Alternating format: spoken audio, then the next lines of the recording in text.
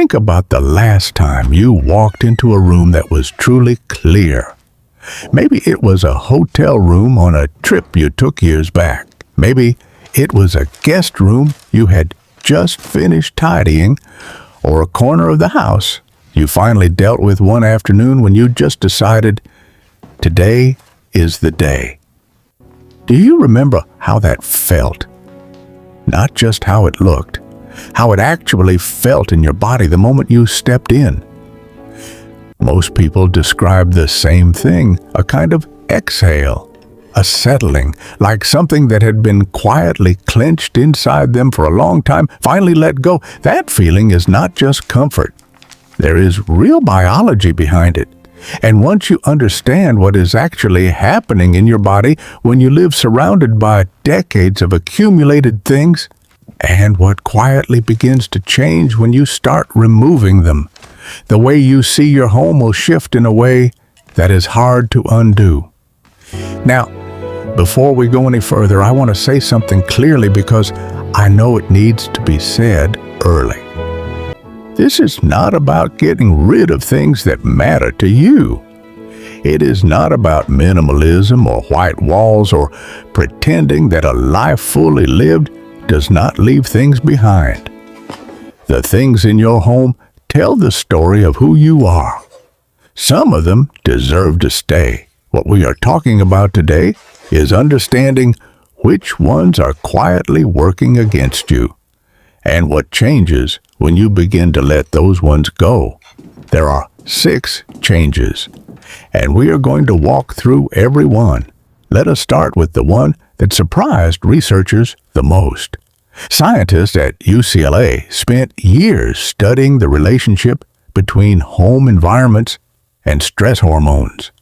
And what they found was this: women living in cluttered homes had measurably higher levels of cortisol, the body's primary stress hormone, not just when they were looking at the mess or feeling overwhelmed by it, but throughout the entire day, sitting still, watching television, resting, or trying to. You know that feeling of sitting down in the evening with every intention of relaxing, and somehow you just do not quite get there. The body stays slightly tense. The mind keeps nagging on things. Rest does not arrive the way it should. That is not a personality flaw. That is cortisol that never received the signal to stand down.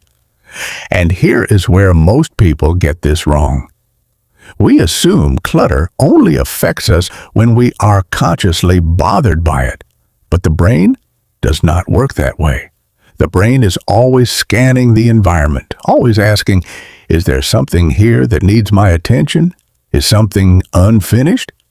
In a cluttered space, that scan never comes back clear. Every surface, every pile, every object out of place registers as an open task. And the brain keeps that alert system running, quietly, automatically, whether we notice it or not. The result doesn't feel like stress. It feels like heaviness. Tiredness we cannot explain. A vague sense of being behind that follows us from room to room. And after 60, we make the mistake of blaming age for something that is actually environment. Now, what happened when those women in the study simplified their spaces? I want to be honest about this because I think the realistic version is more encouraging than an oversold one. The cortisol patterns shifted over time, not overnight. You will still have hard weeks. Life does not stop being life. But the baseline changed, and it is the baseline. How you feel on an ordinary Tuesday afternoon when nothing particular is happening, that determines the quality of most of your days. And that is just the first layer. Because while your body is managing that background stress, something else is happening at the same time. Something that affects how sharp you feel, how quickly you think, and why some mornings you sit down to do something simple and just cannot seem to get started. The second shift involves something called decision fatigue. Every decision we make, big or small, draws from the same cognitive pool. And here is what most people never realize. We are making decisions constantly in a cluttered home, even when we are not aware of doing it. You know that moment when you walk through the living room and your eyes land on the stack of things on the side table, the mail, the object that has been sitting there for 3 weeks, because you have not quite decided what to do with it. Your brain already registered that. It logged it as unresolved, and it cost something. Multiply that across every cluttered surface in a typical home, and you are running a cognitive deficit before the day has properly begun. After 60, when some mental processing naturally becomes more deliberate, that hidden drain hits harder. And what many of us have quietly accepted as getting slower is in many cases an environment that has been spending our energy before we even get to use it. I want to be honest here because someone is thinking, I have cleared things before and I did not feel dramatically different. That is fair and it is worth addressing. This is not a switch that flips. What people tend to notice is something quieter. They clear one counter, and the next morning they feel marginally more ready. It does not feel like a revelation, but it is consistent. And over weeks, consistency adds up to something that is genuinely hard to dismiss. The third shift is one almost nobody connects to clutter, and it shows up in the body before it shows up anywhere else. In cluttered spaces, we develop small physical adjustments without ever consciously deciding to. A step that hesitates slightly before landing. A path rerouted around something we stopped seeing months ago. A turn made a little wider out of pure habit. These micro-hesitations happen below the level of thought. But over time, that physical tentativeness becomes simply how we move. And we begin to interpret it as the body aging, when in many cases, it is the body adapting to a difficult environment. Think about the path from your bed to the bathroom in the middle of the night. Is it clear? Or are there things you have learned to navigate around so automatically you forgot they were even there? When paths become clear, movement becomes confident again. And that confidence does not stay in the house. It follows you out into the world. This one can begin shifting faster than almost anything else on this list. Before we continue, if any of this is connecting with something you have felt in your own home, we would love to have you subscribe and stay with us. There is more on this channel, and we always go at a pace that actually feels manageable. Now, let us keep going, because the next 3 shifts are the ones I think matter most of all. The 4th shift is sleep, and this is the one I want us to slow down on, because it deserves more honesty than it usually gets. After 60, the deeper restorative stages of sleep naturally become lighter. That is real, and I am not going to smooth over it. But here is the question most of us have never stopped to ask. How much of the restlessness is age, and how much is environment? Because most of us have never separated those two things. Sleep researchers have found consistently that people who describe their sleeping environment as calm report better quality sleep and more energy in the mornings than those who describe their bedroom as full or busy. The brain does not stop scanning at bedtime. In a visually complex room, the nervous system has a harder time releasing the day. But here's the part that almost never gets mentioned. And I think it is the most important layer of all. The bedroom is where our most unfinished emotional things tend to live. The medicines that remind us of a health situation we are still processing.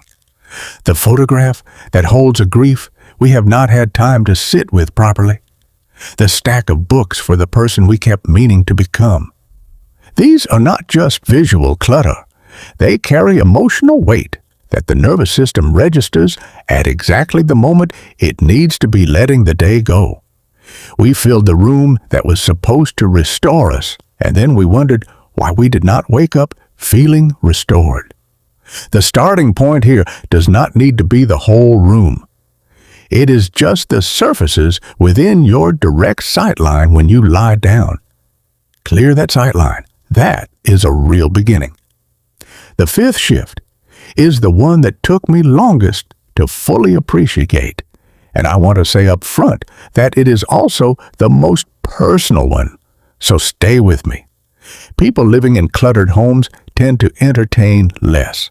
It does not happen dramatically.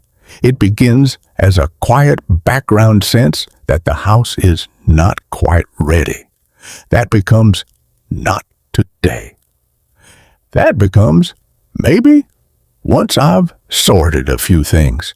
And before long, the home that used to hold people has become somewhere we retreat to rather than somewhere we share. And we barely noticed the transition happening. Want to name something clearly here because I think it deserves real acknowledgement. Some of us have pulled back socially for reasons that have nothing at all to do with the house. Loss, health changes, the particular weight that can settle over this season of life. Those are real. I am not reducing any of that to a decluttering problem, but for more of us than tend to say so out loud, the home is a contributing factor. And it is one of the few factors that is genuinely within our reach. Researchers who study longevity have found, across multiple large studies, that chronic social isolation carries serious consequences for how we age. Effects on cognitive decline, on inflammation, on heart health, in ways that are measurable and consistent.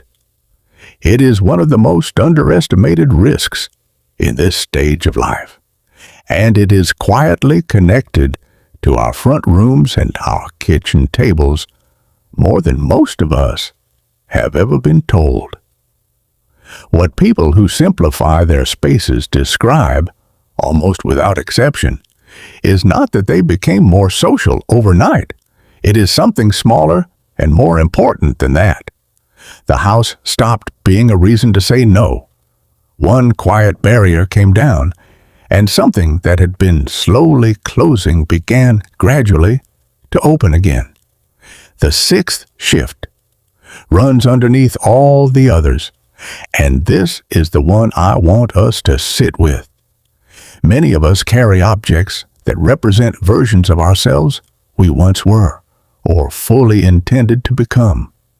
The tools from a career that has ended, the china set waiting for occasions that stopped arriving, the clothes from a decade when things fit differently, the craft supplies for the project we genuinely meant to start, the books we bought for the person we were going to be once life finally slowed down. These are not just objects. They are relationship objects. They hold memory, identity, aspiration, and, in some cases, real grief. And keeping them is not weakness. It is loyalty to the lives we have lived, to the people we have been, to the futures we genuinely wanted. But there comes a point, and I think many of us have felt this before we could name it, when the accumulated weight of all those versions makes the present harder to live in.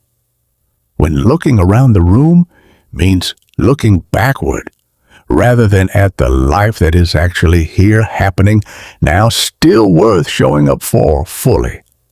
I am not going to tell you that this part is easy. Some of it is genuinely hard. Some of those objects carry real meaning and deserve to be handled with care, not cleared in a single ruthless afternoon.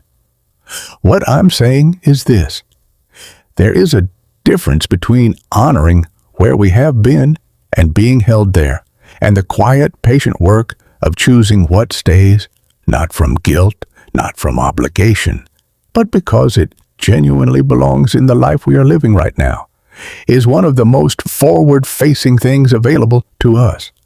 It is not about having less. It is about being more present in what remains. Here is what I want to leave you with. We talked about 6 shifts today, but underneath all 6 of them is one truth that matters more than any study or statistic we covered. Your home is not just where you live. It is what you live inside of every single day. It is shaping your body, your sleep, and your sense of yourself in ways most of us were never told to pay attention to. That is not a reason to feel bad about where things currently stand. It is a reason to feel something much closer to hope. Because it means the environment is not fixed. It means the way you feel inside your home is not simply the inevitable result of getting older. It is, in meaningful part, something you can change. Not all at once. Not perfectly. Not in a single weekend. One surface cleared. One shelf that finally has some breathing room. One walkway that becomes safe and open for the first time in years. One bag that goes to someone who can actually use what is in it. That is not a small thing, dressed up as something meaningful. That is genuinely how this begins. And it is how almost every real change in a home begins, not with an overhaul, but with one honest decision, made on one ordinary afternoon in one room that is ready to feel lighter than it did yesterday. If something in today's video gave you a thought worth sitting with, or a place worth starting, we would love to hear from you in the comments. What is one space in your home that has been on your mind? Just naming it is a beginning. And if you are not yet subscribed and this felt worth your time, we would love to have you with us. There is more coming, always at a pace that feels right, and always with the understanding that we are all doing this in our own way, in our own time, from wherever we happen to be right now.